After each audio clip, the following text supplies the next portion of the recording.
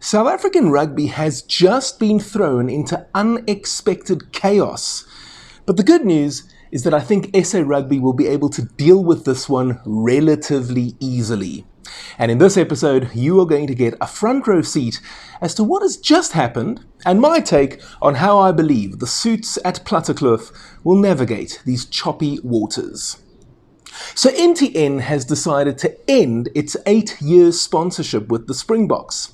I must admit, I am incredibly surprised at this news. After all, why would any brand want to end a partnership with a sports team that is so successful? The Springbok brand is officially more valuable than Kaizer Chiefs right now. To give you an idea, Chiefs are commercially a behemoth in South African sport. You'll know that football is the most popular sport in South Africa, and the last time one of these surveys was done, cricket was second and rugby third. But with the brilliance of the Springboks over the last 2 World Cup cycles, the team has become a unifying force in our country. People love the Springboks, and brands understandably want to be associated with Siya Kolisi, Dr. Rassie Erasmus, and their band of heroes. To add to the surprise, here's MTN's South Africa CEO, Charles Molapisi.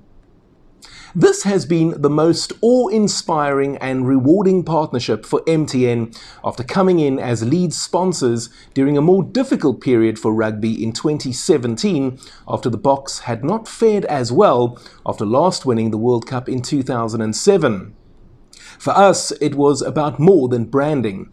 It was about redefining transformation by returning rugby to the people and fostering the spirit of Ubuntu. We demonstrated leadership and commitment to SA sport and could not be happier with the results. Now, I appreciate the diplomacy and the corporate speak behind that, but if you couldn't be happier with the results, why not continue? I mean, I think of other roaringly successful deals in sport. For the best part of forever, Adidas was the kit supplier to the German national football team. Now, Adidas is a German brand, if you didn't know. It's actually a coming together of the founder's name. It was Adolf Dassler, so Adidas, okay? There was actually outrage in Germany when it was announced that Nike was going to take over after 46 years of Adidas. And there are other examples of certain sponsors just being associated with certain teams. Adidas, for example, have been the kit supplier to the All Blacks for the longest time. And yes, nothing lasts forever, but in South African football, can you even imagine the last time Kaizer Chiefs and Orlando Pirates didn't have Vodacom written across the chest of their shirts?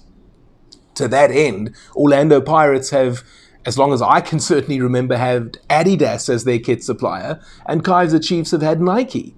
I genuinely cannot remember a time when that was not the case.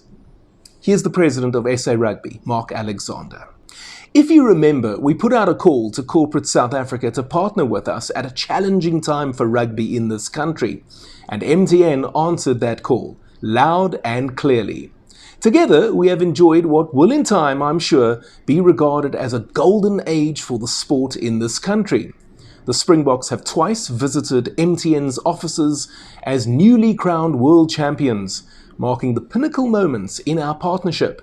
MTN has supported us every step of the way, not only in our efforts to win rugby matches and bring joy to the country, but also in showcasing the power of South Africa's diversity when we stand united. Again, spot on. And when things are going so well, you have to wonder why the partnership ended. Now, it could be a souring of relations, which seems very unlikely to me. The more likely outcome here is that MTN has simply opted to go in a different direction. For example, they might feel that they can get a better deal, or they would rather be associated with football or cricket or tennis, whatever the case may be. It may not make sense to us, but believe me, guys, at boardroom level, there are guys who come up with these strategies For better or for worse, let's be very clear, because it doesn't always work, but that would probably be the thinking. That's the way I see it. It could also be, and I hope that this isn't the case, but it could also be that in terms of contract renegotiations, SA Rugby has asked for more money than MTN is willing to supply. I'm not privy to that information, unfortunately, so we can only speculate. Okay, but the big question now is what happens next? Well, SA Rugby has to go and find a new sponsor for the Springboks front of jersey. I don't believe it will be a difficult task. Again, we are talking about back-to-back Rugby World Cup champions here, who also happen to hold every bilateral trophy available to them. The Freedom Cup, Mandela Plate, Qatar Airways Cup, and the British and Irish Lions Series.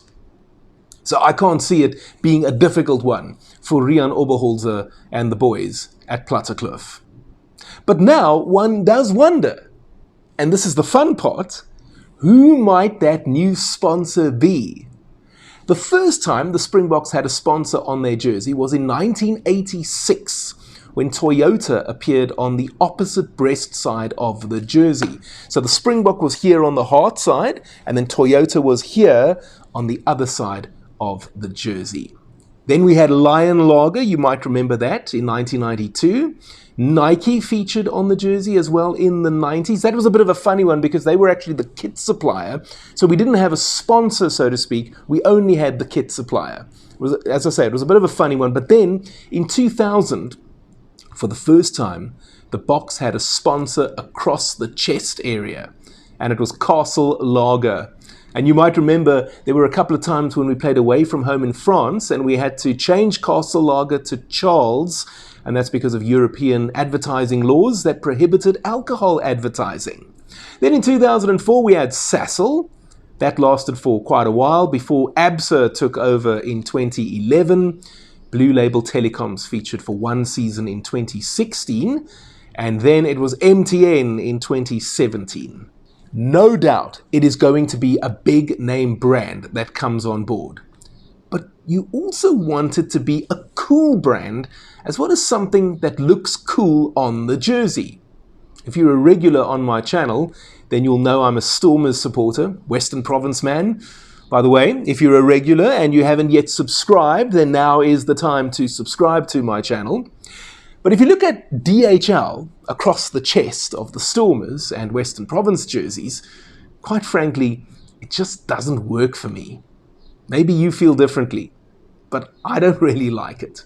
In contrast, I think Vodacom has worked really nicely for the Bulls and previously with the Cheetahs. Toyota looks great on their jerseys now. I also thought Cell C looked good on the Sharks jerseys. So there's definitely something to be said about who the brand is and what it actually looks like on the jersey. And I'm thinking of the current sponsors that are involved with the Springboks, and I'm wondering if they might elevate themselves in the way that FNB, for example, is currently on the back of the jersey. May they want to come to the front across the chest area? We've also been associated with Fly Safair. Might they, as our official airline partner, want to be across the jersey? I've always thought this, guys, I wonder what you might think of this. BMW, an elite brand, a brand of aspiration, has often been associated with South Africa in the past. What are the chances that they might be interested in returning to Springbok Rugby and putting their famous logo across our chest area? Could happen. We've seen it in Sevens Rugby, interestingly enough. So with all of that being said, because I'm only speculating, may I ask you who you would like to see next on the Springbok jersey as the headline sponsor? A part of me feels like we can have anyone we want, except MTN, of course. And let me know if you too are surprised that MTN have ended their sponsorship. Let me know in the comment section down below. And if you enjoy my content, I'd like to urge you to support my channel by signing up as a patron.